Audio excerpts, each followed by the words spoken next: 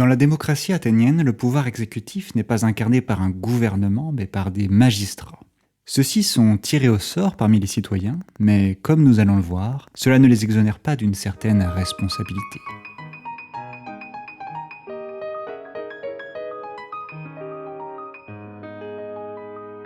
En dehors de quelques exceptions, les 700 magistrats de la démocratie athénienne sont regroupés en collèges de 10 individus. Une centaine est élue à l'Ecclésia, notamment les stratèges, tandis que les 600 autres sont tirés au sort parmi des volontaires. La durée des mandats est toujours de 1 an. Certains postes sont très prisés parce qu'ils rapportent du prestige ou des avantages en nature. Par exemple, les magistrats religieux reçoivent une part des offrandes destinées aux dieux. D'autres postes, quant à eux, sont délaissés et comptent parfois moins de 10 membres, faute de volontaires. Les magistrats ne sont pas rémunérés et certains postes exigent même d'importantes contributions financières. Au cours de sa vie, un citoyen ne peut exercer qu'une seule fois une même magistrature. De cette façon, on observe une véritable rotation du pouvoir entre les citoyens, puisque chacun est tour à tour gouvernant et gouverné. Les magistrats élus, cependant, échappent à cette règle et peuvent se faire réélire indéfiniment. Le rôle des magistrats varie d'un collège à l'autre. Il va de la gestion des routes à l'entretien des temples, en passant par l'organisation des fêtes et la conservation du trésor. Ils ont toute autorité pour faire appliquer la loi, car chaque citoyen, à l'issue de son service militaire, fait serment d'obéir aux magistrats. En contrepartie, leur activité est très étroitement surveillée. N'importe quel citoyen peut se présenter au tribunal pour accuser un magistrat de corruption ou de mauvaise gestion. Et ce n'est pas une procédure rare, les Athéniens ont un goût indescriptible pour les dénonciations publiques et les affaires judiciaires. Avant d'entrer dans les détails, il faut parler un peu de l'Élie, le tribunal du peuple. Tous les ans, un tirage au sort a lieu pour choisir un panel de 6000 personnes qui représentent 20% du nombre total de citoyens. Chaque jour, ces 6000 éliastes peuvent se présenter au tribunal dans l'espoir d'être jurés. Le nombre de jurés dépend de l'importance des affaires à traiter. Il oscille généralement entre 500 et 1500.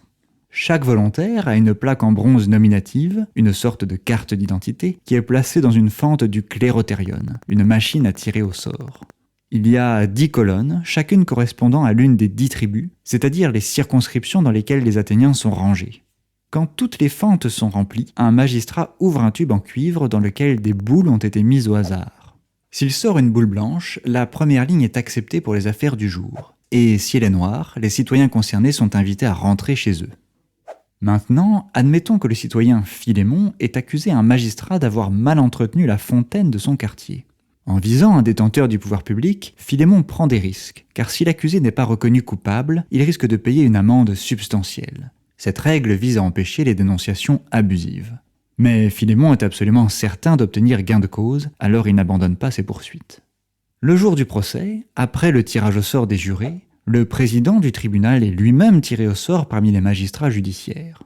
Il commence par rappeler les faits, puis actionne la clepsydre afin de restreindre le temps accordé à Philémon pour étayer son accusation devant les jurés. Par exemple, 1 heure. Le magistrat accusé dispose ensuite de la même durée pour se défendre. Se faire représenter par un avocat est interdit, car les Athéniens sont farouchement opposés à la professionnalisation du droit ou de la politique. Chacun doit se défendre personnellement et porter la responsabilité de ses actes. Cependant, des synégores, qui sont des orateurs influents, peuvent intervenir lors du procès pour le compte de l'une ou l'autre des parties, sans toutefois pouvoir en tirer de rémunération.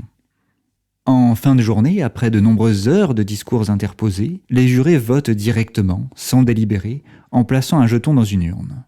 La plaidoirie de Philémon a été efficace, puisque les jurés reconnaissent le magistrat coupable. Cependant, il reste encore une sanction à définir. Chacune des parties fait une proposition. Le magistrat accusé propose de s'infliger une amende de 100 drachmes, c'est-à-dire une somme équivalente à 100 jours de travail. Philémon voudrait le punir davantage et propose 1000 drachmes. À partir de ces éléments, les jurés votent pour la sanction qu'ils estiment la plus juste.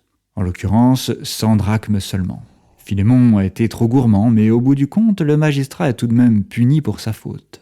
Dans ce système, les magistrats sont responsabilisés car ils rendent des comptes pendant et après leur mandat et peuvent se voir infliger de lourdes sanctions qui vont jusqu'à la condamnation à mort. D'un autre côté, des mécanismes d'amende empêchent les dénonciations calomnieuses et les affaires politiques font toujours l'objet de longs débats avant qu'un verdict ne soit rendu.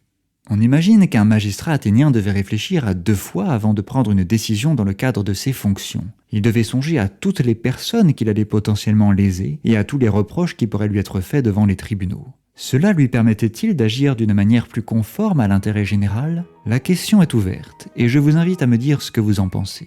À bientôt pour de nouvelles curiosités démocratiques.